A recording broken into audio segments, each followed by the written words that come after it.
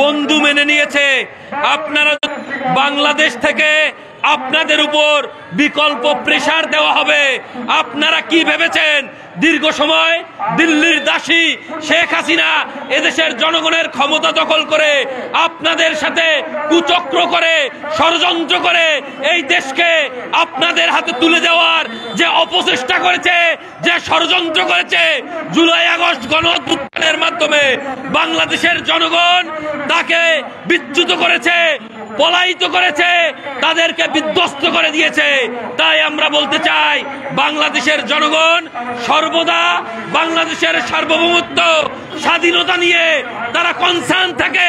তাই বলতে চাই ষড়যন্ত্রকারীরা বাংলাদেশের উপর আবার যদি ষড়যন্ত্র করার চেষ্টা করে, তাদের যে আরো এজেন্ট আছে, তাদের যে দালাল আছে, তাদের যে দোসর আছে, আওয়ামী লীগের দোসরদের মতো সবাইকে এদেশ থেকে বিতাড়িত করতে হবে।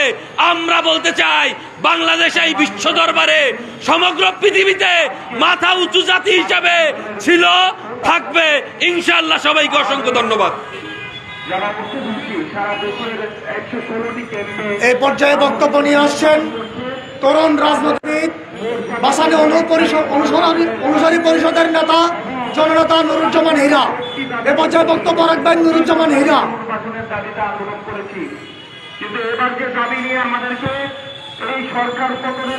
বিসমিল্লাহির রহমানির রহিম। সীমান্ত সুরক্ষা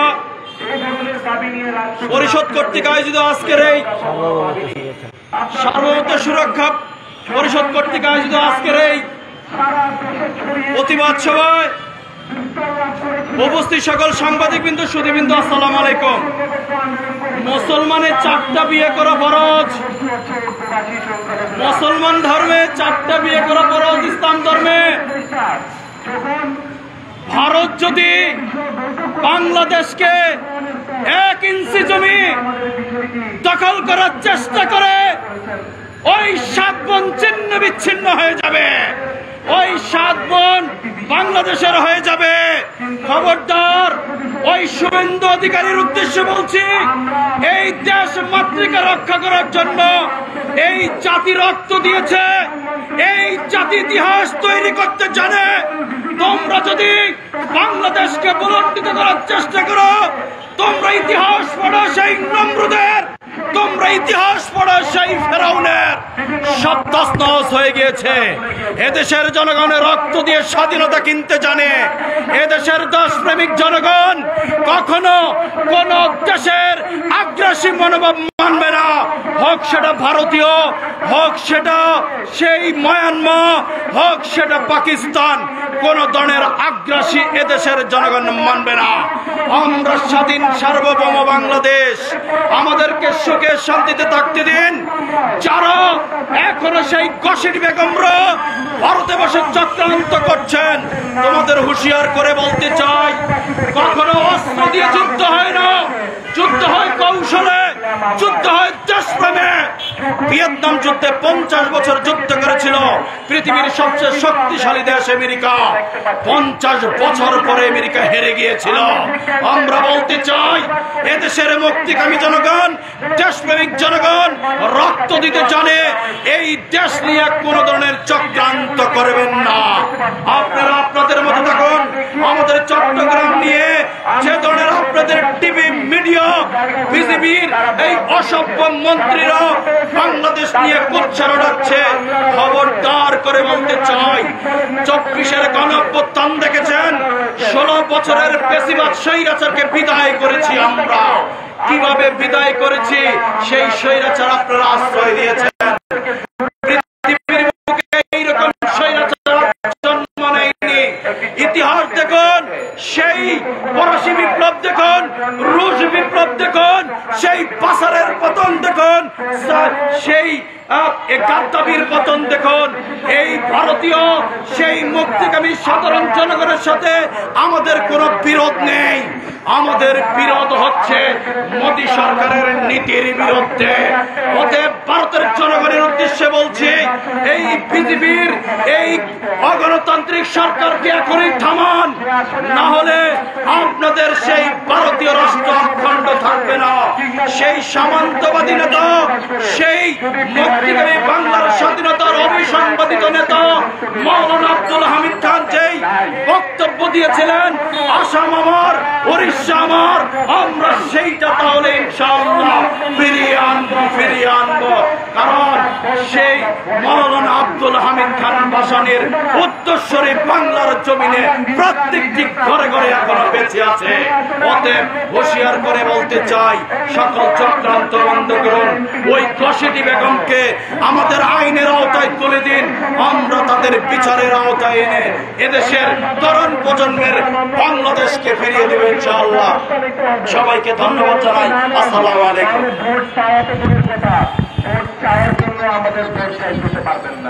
এই পর্যায়ে বক্তব্য নিয়ে আসছেন আজকের প্রধান বক্তা লেফটেন্যান্ট কর্নেল ফরিদে আকবর। এই পর্যায়ে বক্তব্য দেবেন লেফটেন্যান্ট কর্নেল ফরিদে আকবর। তারপরের সেক্রেটারি জনাব শহীদুল্লাহ ক্যাসার, নাগরিক ঐক্যের সাধারণ সম্পাদক, তিনি আমাদের মাঝে। আউযু বিল্লাহি মিনাশ শাইতানির রাজিম। বিসমিল্লাহির রহমানির রহিম। পাল তুলে দাও, ঝান্ডা ওড়াও জিন্দাবাদ, বাজিছে দামামা, বাঁধরে আমামা, শির উঁচু কর মুসলমান, দাওয়াত এসেছে নয়া জামানার, ভাঙা কেল্লায় ওর নিশান। আজকে এই সার্বভৌম পরিষদের আহ্বানে আমি এসে নিজেকে কৃতার্থ মনে করছি। ভাইয়েরা আমার, আজকে আমরা যে আলোচনাগুলো করব, প্রথম করব বর্ডার নিয়ে, বাংলাদেশের সীমান্ত। বাংলাদেশের সীমান্তে যে হত্যাকাণ্ড, এটা পৃথিবীর সমস্ত রেকর্ড ভঙ্গ করেছে। 53 বছর, গত 53 বছর প্রায় 2000 লোককে, নিরীহ অস্ত্রবিহীন লোককে তারা হত্যা করেছে এই বিএসএফ।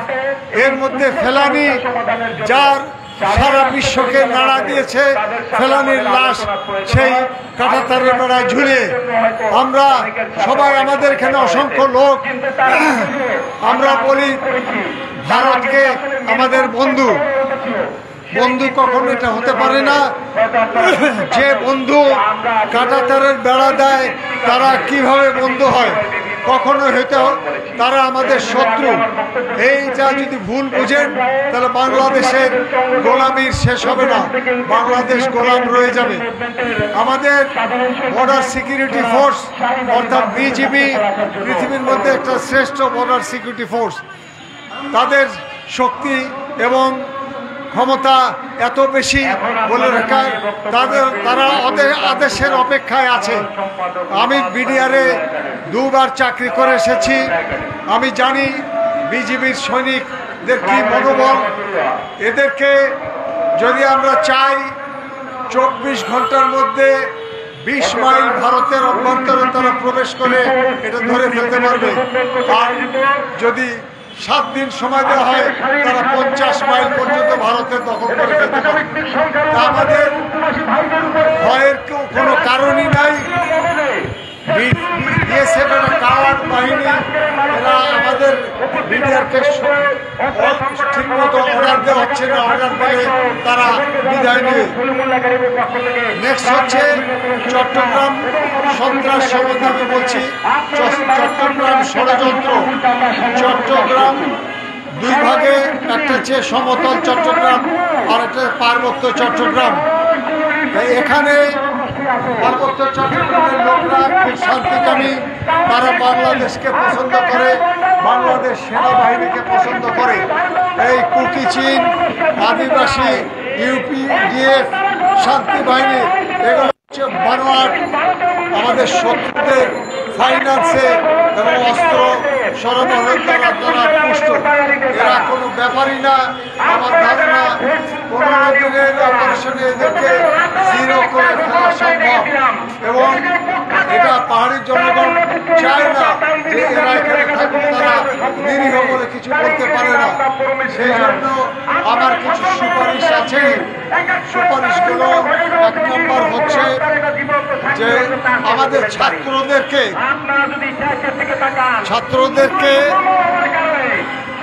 10,000 ছাত্রকে কৃষি বিভাগে, 50,000 ছাত্র শিক্ষা বিভাগে, 25,000 ছাত্র পুলিশ বিভাগে 1 লক্ষ ছাত্র, আনসার বিডিপিতে 1 লক্ষ ছাত্র, কারা অধিদপ্তরে 5,000 ছাত্র, জাহাজ চলাচলে 15,000 ছাত্র, খনিজ সম্পদ মন্ত্রণালয়ে 5,000 ছাত্র, সড়ক পরিবহনে 7,000 ছাত্র, পর্যটন মন্ত্রণালয়ে 10,000 ছাত্র, মৎস্য প্রাণী সম্পদে 10,000 ছাত্র, সরকারি শিল্প কারখানায় 10,000 ছাত্র, ডাক টেলিযোগাযোগে 3,000 ছাত্র, ধর্ম মন্ত্রণালয়ে 7,000 ছাত্র, কাস্টমস বিভাগে 10,000 ছাত্র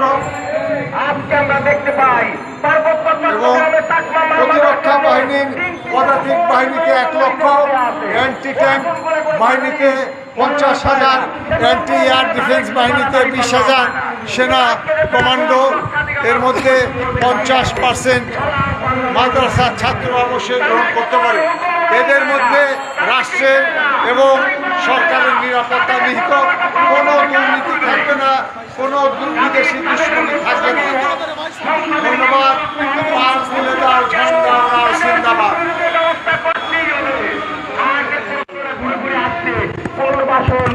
এ পর্যায়ে বক্তব্য নিয়ে আসছেন আজকের প্রোগ্রামের প্রধান বক্তা, চাঁপাইনবাবগঞ্জের কৃতি সন্তান, বাংলাদেশ সুপ্রিম কোর্টের সিনিয়র আইনজীবী জননেতা দেলোয়ার হোসেন।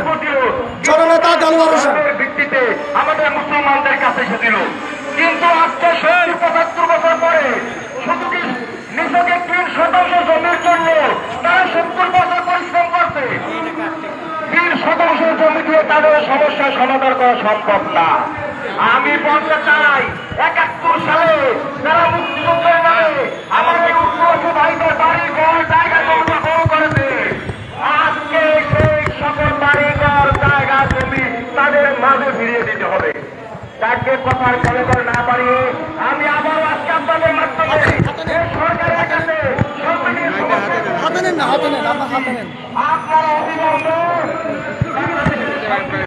সার্বভৌমত্ব সুরক্ষা পরিষদ কর্তৃক আয়োজিত আজকের এই সমাবেশের সম্মানীয় সভাপতি, প্রিয় দেশবাসী, দেশের এক সংকটময় মুহূর্তে আজকে আমরা ভারতীয় আধিপত্যবাদের বিরুদ্ধে এই প্রতিবাদের আয়োজন করেছি। প্রিয় দেশবাসী, আপনারা জানেন আধিপত্যবাদী ভারত বিভিন্নভাবে বাংলাদেশকে শোষণ নির্যাতন করে আসছে। গত 18 তারিখ শনিবার চাঁপাইনবাবগঞ্জের সীমান্তে বিএসএফ কর্তৃক এদেশের কৃষকদের আক্রমণ করেছে, তাদেরকে আহত করেছে, ফসলে নষ্ট করেছে, আম গাছ কেটেছে, জাম গাছ কেটেছে, বরই গাছ কেটেছে, গম ক্ষেত নষ্ট করেছে। ভারতের আধিপত্যবাদী মনোলিপনা শুধু আজকেই না, অনেক পূর্বে থেকে, বিশেষ করে স্বাধীনতার পর থেকে ভারত বাংলাদেশের বিভিন্ন ভাবে এদেশের মানুষের অধিকার নষ্ট করে আসছে। পানি হিস্সা সঠিকভাবে বুঝিয়ে না দিয়ে উত্তরবঙ্গকে ফসলের ঘাটতি ঘটাচ্ছে, ফারাক্কা বাঁধ নির্মাণ করে এদেশের পানি সংকটের সৃষ্টি করা হচ্ছে, তিস্তা বাঁধ দিয়ে এদেশের উত্তরবঙ্গকে পঙ্গু করা হচ্ছে। সর্বশেষ আপনারা জানেন এখন সীমান্ত নিয়ে ইন্ডিয়া একটি টালবাহানা শুরু করেছে। শেখ হাসিনা সরকার, স্বৈরাচারী সরকার, ফ্যাসিস্টবাদী সরকার যখন ক্ষমতায় ছিল তখন তারা বিভিন্ন ভাবে সীমান্তে মানুষকে হত্যা করেছে। ফেলানির হত্যা গোটা বিবেককে নাড়া দিয়েছে।